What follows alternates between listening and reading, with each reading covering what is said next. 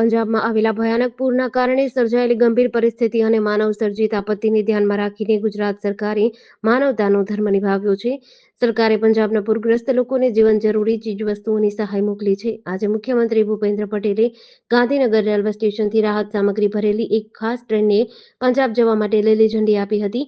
આ પૂરગ્રસ્ત રાહત સામગ્રીમાં મુખ્યત્વે શુદ્ધ પીવાનું પાણી, ખાદ્ય સામગ્રીના પેકેટ્સ, કપડાં, દવાઓ અને અન્ય આવશ્યક વસ્તુઓ છે, જે પૂરથી પ્રભાવિત હજારો પરિવારો માટે અત્યંત જરૂરી છે.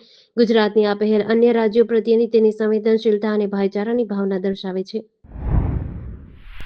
નેપાળના કાઠમંડુમાં થયેલી હિંસા બાદ ગુરુવારે પરિસ્થિતિ કંટ્રોલમાં છે. તેમ છતાં સેનાએ સાવચેતીના પગલાં તરીકે રાજધાની અને તેની આસપાસના વિસ્તારોમાં ત્રીજા દિવસે પણ કર્ફ્યુ ચાલુ રાખ્યો છે. આ દરમિયાન દેશમાં વચગાળાની સરકાર બનાવવાના પ્રયાસો તેજ બન્યા છે. આ અંગે જેનઝી અને અધિકારીઓ વચ્ચે બીજા તબક્કાની વાતચીત સવારે 10:30 વાગ્યે આર્મી હેડક્વાર્ટર ખાતે શરૂ થઈ હતી. બુધવારે સાંજે વાટાઘાટોના પહેલા રાઉન્ડમાં કોઈ પરિણામ આવ્યું ન હતું. સેનાએ તમામ પક્ષો અને નેતાઓને પોતાનો અભિપ્રાય આપવા કહ્યું હતું. નેપાળમાં હિંસામાં અત્યાર સુધીમાં 31 લોકોના મોત થયા છે. 1000થી વધુ લોકો ઘાયલ થયા છે. નેપાળના પ્રથમ મહિલા ચીફ જસ્ટિસ સુશીલા કાર્કી વચગાળાના વડાપ્રધાન બનવાનું નક્કી છે. તેમણે જેનઝી અને કાઠમંડુના મેયર બાલેન શાહનું સમર્થન છે. વેરાવળ સેશન્સ કોર્ટે તાલાલા પોલીસની ડિવિઝન અરજી માન્ય રાખીને કલાકાર દેવાયત ખવડ અને અન્ય આરોપીઓના જામીન રદ કર્યા છે. આ કેસમાં ખવડના વકીલે પણ જામીન રદ કરવાની માંગ સામે કોઈ વિરોધ નોંધાવ્યો ન હતો.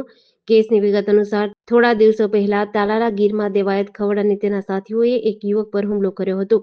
આ મામલે નીચલી કોર્ટે ખવડ સહિત 15 જેટલા આરોપીને જામીન મંજૂર કર્યા હતા. જોકે તાલાલા પોલીસે આ જામીન સામે વાંધો ઉઠાવ્યો હતો અને રિવિઝન અરજી દાખલ કરી હતી. આજે વેરાવળ સેશન્સ કોર્ટમાં સરકાર પક્ષની દલીલો સાંભળ્યા બાદ કોર્ટે જામીન રદ કરવાનો આદેશ આપ્યો છે. હવે દેવાયત ખવડે તાલાલા પોલીસ સમક્ષ હાજર થવું પડશે. સરકારી વકીલ કેતનસિંહ વાળાએ કોર્ટમાં સરકાર પક્ષે રજૂઆત કરી હતી.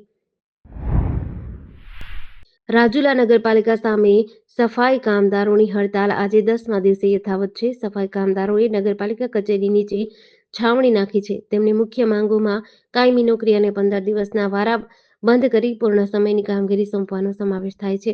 આજે રાજુલા જાફરાબાદના ધારાસભ્ય હીરાભાઈ સોલંકીએ છાવણીની મુલાકાત લીધી હતી. તેમણે સફાઈ કામદારો સાથે ચર્ચા કરી રજૂઆતો સાંભળી હતી. ધારાસભ્યએ રાજ્ય સરકાર સમક્ષ આ મુદ્દો ઉઠાવવાની ખાતરી આપી હતી. વાલ્મીકી સમાજના પ્રદેશ પ્રમુખ સહિત સંગઠનના હોદ્દેદારો અને દલિત સમાજના આગેવાનો પણ છાવણીની મુલાકાત લઈ રહ્યા છે. અગાઉ આંદોલનકારીઓએ અન્ય એજન્સીઓ પાસેથી સફાઈના સાધનો આંચકી લીધા હતા. એક દિવસ પહેલા હાઈવે ચક્કાજામ કરવામાં આવ્યો હતો, જેના કારણે પોલીસે રસ્તો રોકનારા લોકો સામે ગુનો નોંધાવ્યો હતો. ગાંધીધામના કેડાણા વિસ્તારમાં પોલીસ અને સ્થાનિક તંત્રની કાર્યવાહીના પગલે સરકારી જમીન પરના અતિક્રમણને દૂર કરાયું છે. આ અતિક્રમણ હિસ્ટ્રી સીટર ઇકબાલ હુસેન ચાવડા દ્વારા કરાયું હતું, જેઓ મોટા પીર ચોક સામે મુસ્લિમવાસ કેડાણામાં રહે છે. કેડાણા ભારાપડ 4 રસ્તા પહેલા આવેલી સરકારી જમીન પર લગભગ 4400 ચોરસ મીટર જેટલા વિસ્તારમાં અતિક્રમણ કરવામાં આવ્યું હતું. આ જગ્યા પર 5 મોટા વરંડા બાઉન્ડ્રી સાથે બનાવ્યા હતા. વરંડાઓમાં 3 શેડ અને 4 ઓરડાઓનું બાંધકામ કર્યું હતું. ઇકબાલ હુસેન ચાવડા વિરુદ્ધ અગાઉ 4 ગંભીર ગુના નોંધાયા છે. આમાં ગાંધીધામ બી ડિવિઝન પોલીસ સ્ટેશનમાં મારામારી અને ધમકીના કેસ, આદિપુર પોલીસ સ્ટેશનમાં હથિયાર સાથેના હુમલા અને મારામારીનો કેસ તેમજ ગાંધીધામ બી ડિવિઝનમાં જાહેર મિલકતને નુકસાન અને હિંસાના 2 અલગ-અલગ કેસનો સમાવેશ થાય છે. અમદાવાદ મહેસાણા હાઈવે પર ધનાલી પાટિયા પાસે ગાયને બચાવવા જતા એક બટાકા ભરેલા ટ્રકે પલટી મારી હતી. સદનસીબે આ અકસ્માતમાં ગાય અને ટ્રકના ડ્રાઈવરનો આબાદ બચાવ થયો હતો. જોકે ટ્રકે પલટી મારતા રોડ પર બટાકાનો ઢગલો થઈ ગયો હતો. અમદાવાદ મહેસાણા હાઈવે પર એક ટ્રક બટાકા ભરીને પસાર થતો હતો, જ્યાં ધનાલી પાટિયા પાસે અચાનક એક ગાય રોડ પર આવી જતા તેને બચાવવા માટે ટ્રકના ડ્રાઈવરે સ્ટીયરિંગ પરનો કાબુ ગુમાવ્યો હતો, જેના કારણે રોડ પર પલટી મારી ગયો હતો. આ અકસ્માત બાદ રોડ પર બટાકાનો ઢગલો થઈ ગયો હતો. ઘટનાની જાણ થતાં જ આસપાસના લોકોના ટોળા દોડી આવ્યા હતા. ભારે જહેમત બાદ 2 ક્રેનની મદદથી ટ્રકને સીધો કરવામાં આવ્યો હતો. રોડ પરથી બટાકા હટાવવાની કામગીરી હાથ ધરાઈ હતી. પશ્ચિમ કચ્છ ભુજની લોકલ ક્રાઇમ બ્રાન્ચે મુન્દ્રાના પ્રાગપર વિસ્તારમાં મોટી કાર્યવાહી કરી છે. પોલીસે પંજાબથી મંગાવેલો ભારતીય બનાવટનો વિદેશી દારૂનો મોટો જથ્થો પકડી પાડ્યો છે. એલસીબી પીઆઈ HR જેઠીની આગેવાનીમાં પોલીસ ટીમને બાતમી મળી હતી. યુવરાજસિંહ જાડેજા અને જીતુભા સોઢા તેમના સાગરીતો સાથે મળીને પંજાબથી દારૂનો જથ્થો મંગાવી રહ્યા છે. આ દારૂનો જથ્થો ટ્રકમાં ભરીને લવાયો હતો. પોલીસે રંગલા પંજાબ હોટલ સંગતપુર પાસેથી આ ટ્રકને ઝડપી પાડ્યો હતો. તપાસ દરમિયાન ટ્રકમાંથી વિદેશી દારૂની 7,584 બોટલો અને 5,640 બિયરના ટીન મળી આવ્યા હતા. જપ્ત કરાયેલા દારૂની કિંમત 82 લાખથી વધારે થાય છે. વડોદરા શહેરના હરણી પોલીસ મથકમાં દરજીપુરા ગામના દીપેન પટેલ હત્યાના ગુનામાં સંડોવાયેલ મુખ્ય આરોપી હાર્દિક પ્રજાપતિ 10 સપ્ટેમ્બરના રોજ કોર્ટ સંકુલમાંથી મુદત દરમિયાન ફરાર થઈ ગયો હતો.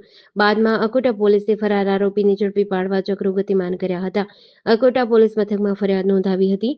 અકોટા પોલીસ મથકની ટીમ સહિત ક્રાઇમ બ્રાન્ચની મળીને 3 ટીમો ગત સાંજથી શોધખોળ કરી રહી હતી, જેમાં આરોપી હાર્દિક પોતાની બહેનના ઘરે સુરત હોવાની માહિતી મળતા ક્રાઇમ બ્રાન્ચે ગણતરીની કલાકોમાં જ દબોચી લીધો હતો. હવે આરોપીને જેલ હવાલે કરાશે. દીપેનની હત્યાની શંકાએ હરણી પોલીસ સહિત ક્રાઇમ બ્રાન્ચ અને પીસીબીની ટીમો કામે લાગી હતી. તપાસના ધમધમાટ વચ્ચે વડોદરા ક્રાઇમ બ્રાન્ચે હાર્દિક પ્રજાપતિની શંકાના આધારે ઉપાડી તેની આખરી પૂછપરછ કરી હતી.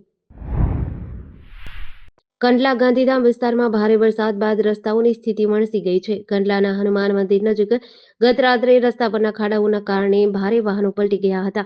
આ અકસ્માતના કારણે કંડલાથી પડાણા સુધીના 20 કિલોમીટર વિસ્તારમાં ભારે ટ્રાફિક થયો છે. મધરાતથી કંડલા પોલીસ ઇન્સ્પેક્ટરની દેખરેખમાં પોલીસ સ્ટાફ ટ્રાફિક નિયંત્રણમાં લાગેલો છે. માર્ગ પર અસંખ્ય માલવાહક વાહનોની કતારો જામ થઈ ગયો હોવાથી અકસ્માતગ્રસ્ત વાહનોને ખસેડવા માટે જેસીબી અને ક્રેન લાવવામાં મુશ્કેલી પડી રહી છે. ગાંધીધામ ટ્રાન્સપોર્ટેશનનું મહત્વનું કેન્દ્ર છે. અહીંથી મેજર પોર્ટની આયાત નિકાસનું સંચાલન થાય છે. અમરેલી ડિવિઝનમાં ગેરકાયદેસર વીજ કનેક્શન શોધવા માટે પીજીવીસીએલે મોટું અભિયાન શરૂ કર્યું છે. ધારી, બગસરા, વડિયા અને કુંકાવાવ વિસ્તારમાં 45 ટીમો તહેનાત કરાઈ છે. વહેલી સવારથી શરૂ થયેલી આ કાર્યવાહી મોડી સાંજ સુધી ચાલશે. શહેરી અને ગ્રામ્ય વિસ્તારોમાં રહેણાંક મકાનોમાં ચેકિંગ કરાઈ રહ્યું છે. સૌરાષ્ટ્રમાં સૌથી વધુ વીજ ચોરીના કિસ્સાઓ પીજીવીસીએલના વિસ્તારમાંથી સામે આવે છે. ભૂતકાળમાં વીજ કર્મચારીઓ સાથે થયેલા વિવાદ અને હુમલાની ઘટનાઓને ધ્યાનમાં રાખીને આ વખતે પોલીસનો ચુસ્ત બંદોબસ્ત ગોઠવાયો છે.